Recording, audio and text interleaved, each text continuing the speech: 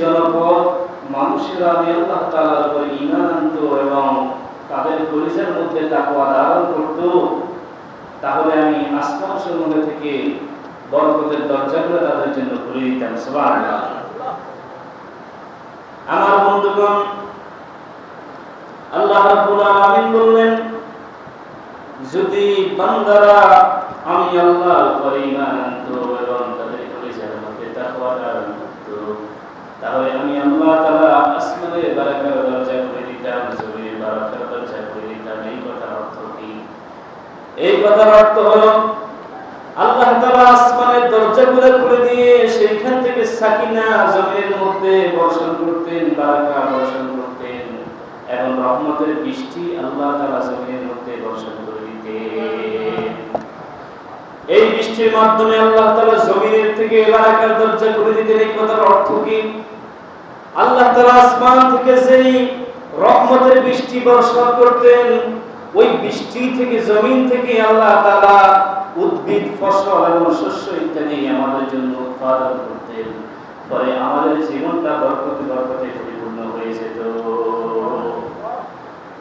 আর আমরা আল্লাহ তাআলার উপর ঈমান এনেছি দাবি করি তো ঠিকই, কিন্তু আমাদের ঈমানের মধ্যে শিরক মিশ্রিত রয়েছে, যার কারণে আমাদের ঈমান আসলেই পিওর নয়। আমাদের অন্তরের মধ্যে তাকওয়ার ছিটি ফুটেও তো নেই। এজন্য আল্লাহ তাআলা যত মুসিবত, যত দুর্দশা, যত বিপর্যয় আমাদের উপর নেমে আসছে, যত সংকট তৈরি হচ্ছে, জনজীবনকে আল্লাহ তাআলা সংকীর্ণ করে দেওয়ার ওয়াদা আল্লাহ তাআলা করেছেন। যদি আল্লাহ তাআলার আইন, আল্লাহ তাআলার সংবিধান, আল্লাহ তাআলার বিধিবিধান যদি না মানে, তাহলে আল্লাহ তাআলা আমাদের জীবনটাকে সংকীর্ণ করে দিবেন। এই ওয়াদা আল্লাহ তাআলা করেছেন। আল্লাহ তাআলা ওয়াইদ, আল্লাহ তাআলার শাস্তি থেকে আল্লাহ আমাদেরকে হেফাজত করে সবাই আমিন। তাহলে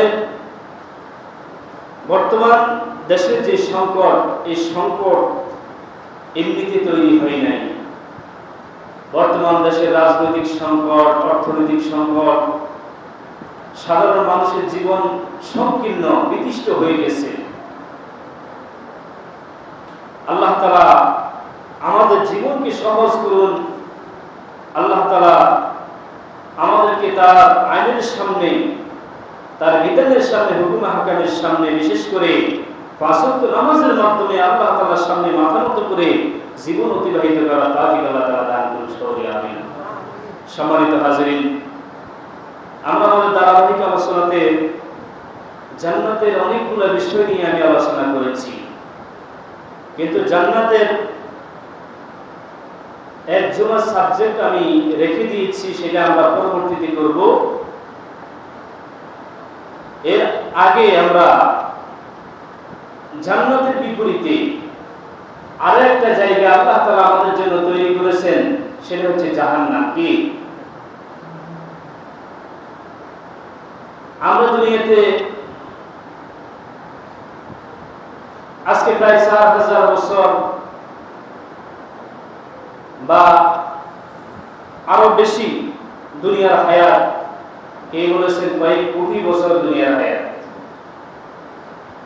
সর্বপ্রথম আল্লাহ রাব্বুল আলামিন আদম আলাইহিস সালামকে যখন জান্নাত থেকে দুনিয়াতে অবতরণ করলেন, আদম আলাইহিস সালামের শরীরের গঠন ছিল লম্বাতে 60 হাত। সুবহানাল্লাহ। আর আদম আলাইহিস সালামের প্রশস্ত ছিল, বুক ছিল 7 হাত। 6 হাত। তার মানে জান্নাতের নাজ নেমত ভোগ করার জন্য আল্লাহ তাআলা একজন মানুষের পারফেক্ট সাইজ বানালেন, লম্বাতে 60 হাত আর পাশে বানালেন 7 হাত। 6 হাত। মানে জান্নাতের নাজ নেমত ভোগ করার জন্য এই শরীরটাই যথেষ্ট ছিল। ঠিক আল্লাহ তাআলা যখন আদম আলাইহিস সালামকে দুনিয়াতে অবতরণ করলেন, আদম আলাইহিস সালামের লম্বা ছিল 60 হাত, প্রশস্ত ছিল 7 হাত। ঠিক তেমনি ভাবে আল্লাহ তাআলা মানুষকে জান্নাত এবং জাহান্নাম দুই পথ আল্লাহ তাআলা দেখিয়েছেন, চিনিয়েছেন, জানিয়েছেন। জান্নাত হলো আল্লাহ তাআলা আনুগত্যশীল যে সমস্ত বান্দারা আছে, তাদেরকে আল্লাহ তাআলা পুরস্কার হিসেবে যে স্থান দিবেন, সেটার নাম হচ্ছে জান্নাত। আর পক্ষান্তরে যারা আল্লাহ তাআলার অবাধ্যতা করবে, নাফরমানি করবে, তাদেরকে আল্লাহ তাআলা শাস্তি স্বরূপ যে স্থান তৈরি করলেন সেই স্থানের নাম হচ্ছে জাহান্নাম। কি? জাহান্নাম। কিন্তু বর্তমান দুনিয়াতে আমরা অনেকে আছি, হুজুর আমি অমুক হুজুরকে ভালোবাসি, খুব ভালো জানি, অমুক বক্তাকে খুব ভালো জানি, কারণ সেই ব্যক্তি সবসময় জান্নাতের আলোচনা করে, আমাদেরকে আশার মুখ দেখায়, এই জন্য ওই হুজুরকে আমার কাছে অনেক ভালো লাগে। পক্ষান্তরে জাহান্নামের আলোচনা আমি শুনতে চাই না, আল্লাহ সম্বন্ধে আমি খারাপ ধারণা নিতে চাই না, আমি আল্লাহ তাআলার রহমতের উপর আমার ভরসা আছে, আস্থা আছে, এরকম কথা বলেন না মানুষ আছে না নাই? যখন জাহান্নামের আলোচনা করা হয়, দোজখের শাস্তির কথা, আল্লাহর শাস্তির কথা আলোচনা করা হয়, আমাদের মধ্যে এমন অনেক মুসলমান আছে যারা মনে মনে এটা চিন্তা করে যে আমার কোনো সমস্যা হবে না, কারণ এইখানে হুজুর যার কথা বলতেছেন, হুজুর বলতেছেন কাফের মুশরিকদের কথা, আমি তো আলহামদুলিল্লাহ নামাজ পড়ি, রোজা রাখি, যাকাত দেই এবং অনেকবার হজ করে এসেছি, এই জন্য আমার সমস্যা হবে না, এরকম মন মানসিকতার লোক আছে না নাই? প্রিয় ভাইরা, রাসূলুল্লাহ সাল্লাল্লাহু আলাইহি ওয়াসাল্লাম মক্কা থেকে যখন মদিনাতে হিজরত করে সাহাবা-য়ে-কেরামদেরকে সাথে নিয়ে গেলেন, তখন জাহান্নামের বর্ণনা সবচেয়ে বেশি তালিম রাসূলুল্লাহ থেকে পেয়েছিলেন মক্কার সেই মুহাজির সাহাবীগণ। তো মদিনার মসজিদে নববীতে যখন ওই মুহাজির সাহাবীরা আনসার সাহাবীদেরকে জাহান্নামের বর্ণনা দিলেন, জাহান্নাম সম্বন্ধে আল্লাহ তাআলা আয়াতগুলো তাদেরকে স্মরণ করিয়ে দিলেন, তখন সেই আনসার সাহাবীদের মধ্যে একজন সাহাবী এত ভয় পেয়েছে জাহান্নামের আলোচনা শুনে, টানা 20 দিন সে বিছানার মধ্যে শুয়েছিল, মসজিদে নামাজ পড়ার জন্য আসতে পারে নাই। তখন রাসূলুল্লাহ সাল্লাল্লাহু আলাইহি ওয়াসাল্লামের অভ্যাস ছিল মসজিদে নামাজের পরে মুসল্লিদের খোঁজ খবর নিতেন, অমুকে আসছে কিনা, অমুকে আসছে না, হাজিরা নিতেন। কি নিতেন? হাজিরা নিতেন। তো দেখছে ওই সাহাবী নাই, এক উক্ত নাই, দুই উক্ত নাই, তিন উক্ত নাই। তখন শুনতে পেলেন সে অসুস্থ, তাকে দেখতে গেলেন। তখন রাসূলুল্লাহ যখন ওই সাহাবীর ঘরে তাকে দেখতে ঢুকলেন, ওই সাহাবী শোয়া থেকে উঠে রাসূলুল্লাহর বুকের মধ্যে জড়িয়ে ধরে হাউ হাউ করে কেঁদে দিলেন, আর তার শরীর প্রচন্ড গরম এবং কম্পন করতেছে। এরপরে রাসূলুল্লাহ সাল্লাল্লাহু আলাইহি ওয়াসাল্লাম দেখতে পেলেন বড় একটা নিঃশ্বাসের পরে তার আর কোনো নিঃশ্বাস নাই। তখন রাসূলুল্লাহ সাল্লাল্লাহু আলাইহি ওয়াসাল্লাম বুঝতে পারলেন এই লোকটা দুনিয়া থেকে বিদায় হয়ে গেছে। তখন রাসূলুল্লাহ বললেন, আল্লাহর কসম করে তোমাদেরকে বলছি, তার সাহাবীদেরকে বলতেছে, এই লোকটা জাহান্নামের ভয়ে, আল্লাহ তাআলার শাস্তির ভয়ে তার কলিজা দুই টুকরা হয়ে গেছে। কয় টুকরা? আমার বন্ধুগণ, দুনিয়াতে আমরা যখন আমাদের সম্পত্তি হারিয়ে দেউলিয়া হয়ে যাই, তখন আমাদের মধ্যে হার্ট অ্যাটাক হয় কি হয় না? এরপরে যখন আমার সন্তান সন্ততি আমার পরিচয় দেয় না, যখন সন্তান আমাকে তার ঘর থেকে তাড়িয়ে দেয়, বের করে দেয়, খাওয়াবে না, সম্মান করবে না, সেবা করবে না বলে, তখন ওই ব্যক্তিটা বিচলিত হয়ে হার্ট অ্যাটাক করে মারা যায়। এরকম আছে না নাই? আমার বন্ধুগণ, এরপরে বিভিন্ন পেরেশানির কারণে, বিভিন্ন রোগের কারণে মানুষ হার্ট অ্যাটাক করে। কিন্তু আমি এমন একজন মানুষ দেখাতে পারবেন যে ব্যক্তি জাহান্নামের বর্ণনা শুনে হার্ট অ্যাটাক করছে, মানুষ আছেন বর্তমানে? আমার বন্ধুগণ, সকালবেলা ঘুম থেকে উঠে একজন মানুষের চেহারা যখন মলিন হয়ে যায়, খুব বিচলিত অবস্থায়, পেরেশান অবস্থায় তার মুখে বিচলিত হওয়ার ছাপ দেখা যায়। আরেকজন মুসলমান যখন জিজ্ঞাসা করে, তোমাকে এমন নার্ভাস লাগতেছে কেন, তোমার কি সমস্যা? ওই মুসলমান যখন তাকে উত্তর দেয়, আমি জাহান্নামের ভয়ে, আল্লাহ তাআলার শাস্তির ভয়ে আমি পেরেশানগ্রস্ত আছি, অপর মুসলমান ব্যক্তি তার এই উত্তর শুনে বলে, বেশি ওয়াজ শুনতে শুনতে তোমার মাথা খারাপ হয়ে গেছে, এই ব্যক্তিটাকে সমুদ্র থেকে ঘুরাই নিয়ে আসো, যাতে সে একটু মজা ফিল করে তার বিষয়টা ঠিক করতে পারে, ঠিক কিনা? এবং অনেক মুসলমান আছে যারা দুনিয়ার সব বিষয় নিয়ে সিরিয়াস হতে পারলো, আল্লাহ তাআলার শাস্তির ভয়ের ব্যাপারে সিরিয়াস নয়। আল্লাহ তাআলার শাস্তির ভয়, জাহান্নামের ভয়কে তারা অস্বাভাবিক মনে করে, দুনিয়ার সমস্ত ভয়কে স্বাভাবিক মনে করে, কিন্তু জাহান্নামের ভয় তারা অস্বাভাবিক। জাহান্নাম আর কি জিনিস? আমার বন্ধুগণ, আল্লাহর রাসূলের সাহাবী এই লোকটা জাহান্নামের বয়ান এবং কোরআন হাদিসে জাহান্নামের যে সমস্ত আয়াত আছে সেই আয়াতগুলো শোনার পরে আল্লাহর এই বান্দা, আল্লাহর রাসূলের সাহাবী, তার কলিজা দুই টুকরা হয়ে দুনিয়া থেকে শুধু জাহান্নামের ভয়ে বিদায় হয়ে গেছে। নবীজি সাল্লাল্লাহু আলাইহি ওয়াসাল্লাম বললেন, এই লোকটার দাফন কাফনের ব্যবস্থা করো। এই লোকটা জাহান্নামের ভয়ে দুনিয়া থেকে চলে গেছে, নিঃসন্দেহে এই লোকটা জাহান্নামের ভয়ে শাহাদাত বরণ করলো। তাহলে আমাদের মধ্যে আমরা যারা শুধু আশার বাণী শুনতে চাই, আমরা অমুক হুজুরকে ভালোবাসি, শুধু আশার বাণী দেখায়, জান্নাতের বর্ণনা দেয়, যদি আপনি মনে করেন যে জাহান্নামের বর্ণনাগুলো শুধু কাফের মুশরিকদের জন্য, আমার কোনো সমস্যা হবে না, তাহলে আপনি আসলে ভয়ঙ্কর মানুষ। আপনি আসলে ভয়ঙ্কর মানুষে পরিণত হয়েছেন।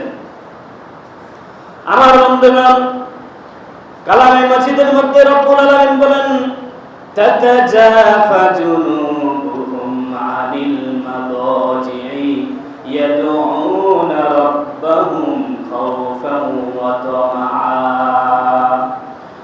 রব্বুল আলামিন বলেন, রাতের বেলা তাদের পার্শ্বদেশ বিছানা থেকে যখন আলাদা হয়, পৃথক হয়, তারা নিজ প্রতিপালকের ভয় এবং আশার মিশ্রিত নিয়া, অর্থাৎ ভয় এবং আশা মিশ্রিত অনুভূতি নিয়া আল্লাহ তাআলাকে যখন ডাকে, আল্লাহ তাআলা ওই ব্যক্তির ডাকে সাথে সাথে সাড়া দিয়ে দেন। আমার বন্ধুগণ, এই আয়াতে আমরা দেখতে পেলাম আল্লাহ তাআলা প্রথম শব্দ হলেন খাউফান। খাউফান মানে হচ্ছে আল্লাহ তাআলার ভয়। দ্বিতীয়তে আল্লাহ তাআলা আছেন তমান, তার আশা, অর্থাৎ তার রহমত এবং দয়ার আশা। ভয় মানে আল্লাহ তাআলা জাহান্নাম এবং আল্লাহ তাআলার শাস্তির ভয়। তাহলে আল্লাহ তাআলা প্রথমে আনলেন তার ভয়, দ্বিতীয় আনলেন তার আশা। আর আমরা বলি ভয় বাদ দাও, ভয়ের আলোচনা শুনতাম চাই না, আমরা আগে আশাটা শুনতাম চাই। অথচ আল্লাহ তাআলা বলেন তার বিপরীত। আল্লাহ তাআলা বলেন আল্লাহর ভয়ে এবং আল্লাহর রহমতের আশা মিশ্রিত অনুভূতি নিয়ে যে ব্যক্তি রাতের বেলায় নিজের বিছানা ত্যাগ করে আল্লাহ তাআলার ইবাদতে দাঁড়িয়ে যায়, অথবা আল্লাহ তাআলাকে অন্য কোনোভাবে স্মরণ করে ডাকে, ওই ব্যক্তিটা আল্লাহ তাআলার প্রিয় বান্দাতে পরিণত হয়ে যায়।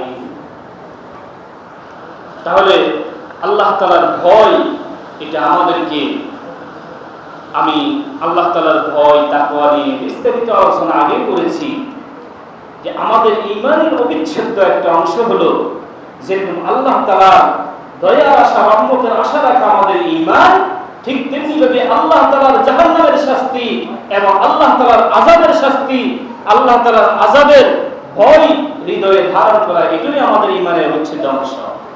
তাহলে যেরকম ঈমান আল্লাহ তাআলার রহমতের আশা রাখা ঈমান, ঠিক তেমনিভাবে আল্লাহ তাআলার শাস্তির ভয় রাখা হলো আমাদের ঈমান। আমার বন্ধুগণ, যেমনটি আমি বলেছি,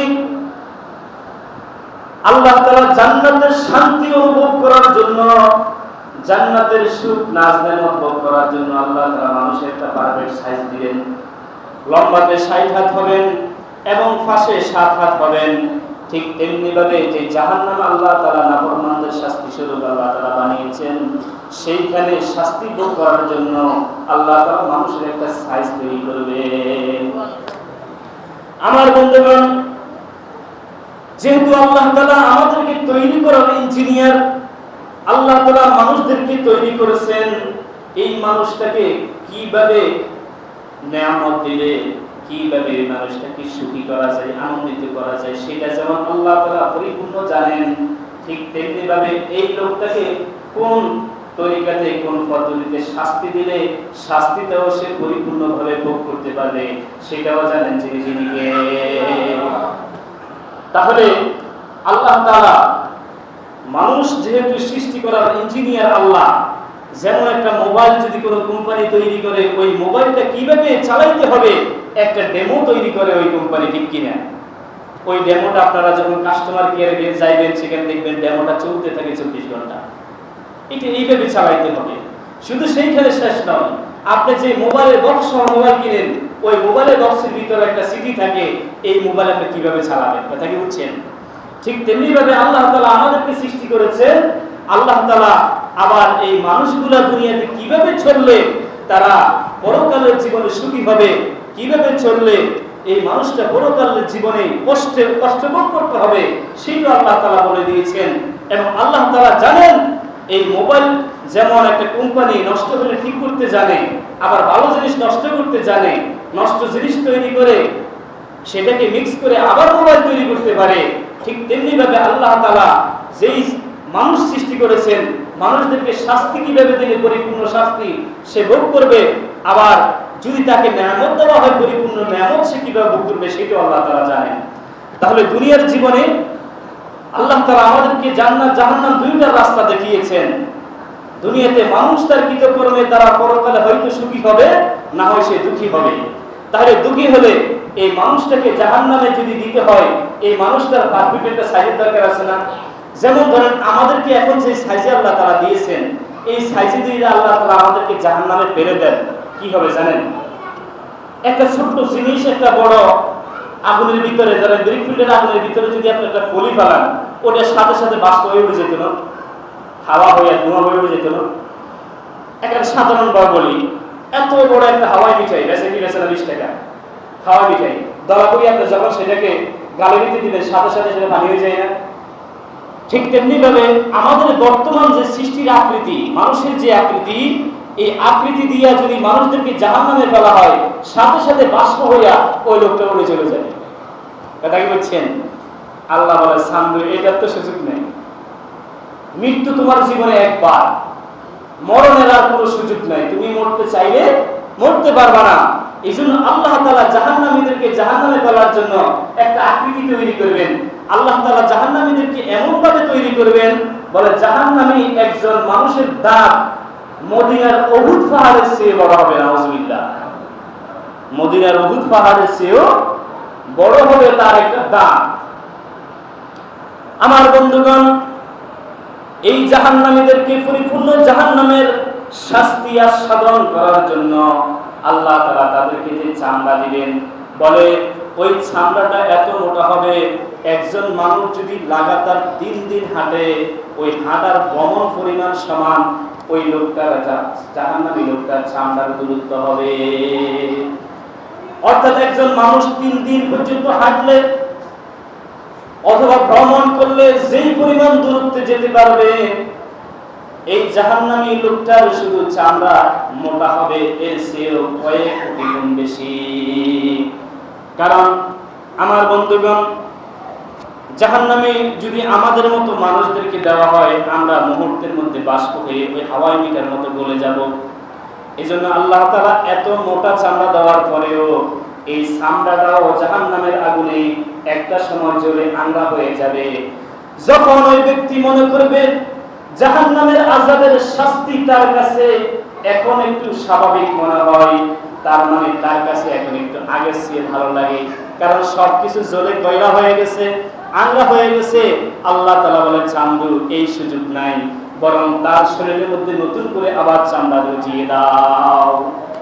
তার মানে আমি আপনি আমাদের আল্লাহ না করুক জাহান্নামে যদি আমরা যাই তাহলে এই এত মোটা চামড়া একটা সময় জ্বলে ওই মানুষটার কাছে মনে হবে যে আমার মনে হয় শাস্তি এখন কম লাগতেছে।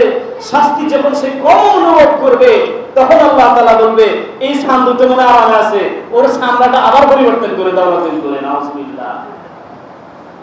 তাহলে এইভাবে আল্লাহ তাআলা জাহান্নামে ঠিক তেমনি ভাবে জান্নাতে আল্লাহ তাআলা একজন মানুষকে পরিপূর্ণভাবে শান্তি সুখ দেওয়ার জন্য আল্লাহ তাআলা সক্ষম ঠিক তেমনি ভাবে জাহান্নামের শাস্তিও আস্বাদন করার জন্য পরিপূর্ণভাবে আল্লাহ তাআলা সক্ষম। আল্লাহ তাআলা আমাদের দুনিয়ার জীবনে বিশেষ করে আল্লাহ তাআলার তাওহীদের উপর আমাদেরকে অটল থেকে শিরক মুক্ত ঈমান নিয়ে আল্লাহ তাআলা আমাদেরকে দুনিয়া থেকে বিদায় হওয়ার তৌফিক আল্লাহ তাআলা দান করুন। আর শিরক মুক্ত ইবাদত ঈমান যদি পেতে চাই, আমাদের এক নম্বর হচ্ছে আমাদের কি অবশ্যই 5 ওয়াক্ত নামাজ, এটা ছাড়া যাবে না। আপনি মৃত্যুকালে কালিমা পাবেন কি পাবেন না, এটা পুরোটাই ডিপেন্ড করে আপনি সালাত আদায় করেছেন কিনা। নামাজ যদি আপনি আদায় করে থাকেন, তাহলে অবশ্যই আপনাকে নামাজ আপনার মৃত্যু সজ্জায় সহযোগিতা করবে।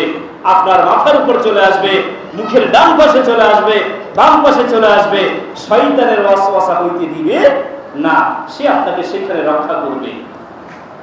এই সালাত আদায়ের মাধ্যমে আল্লাহ তাআলা আমাদেরকে আমাদের জান্নাতের জীবন আল্লাহ তাআলা সুন্দর করার তৌফিক দান করেন।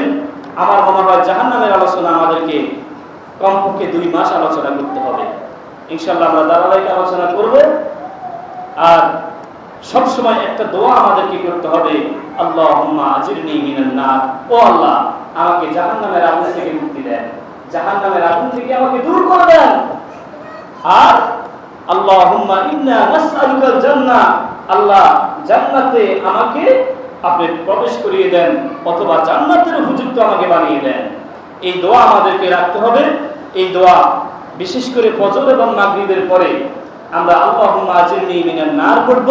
আর প্রত্যেক নামাজের পরে আল্লাহুম্মা ইন্নী আসআলুকাল জান্নাহ ওয়া আউযু বিকা মিনান নার, এটা প্রত্যেক নামাজের পরে আমরা পড়ব।